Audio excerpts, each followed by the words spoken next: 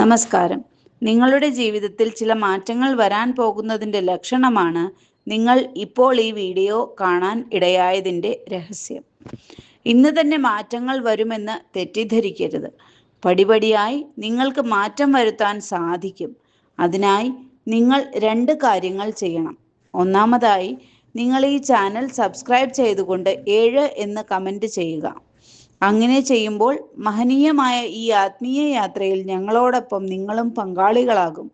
എന്തെങ്കിലും നിങ്ങൾക്ക് സംശയം ചോദിക്കാനുണ്ടെങ്കിൽ കമൻറ്റിൽ എഴുതി ചോദിക്കാം.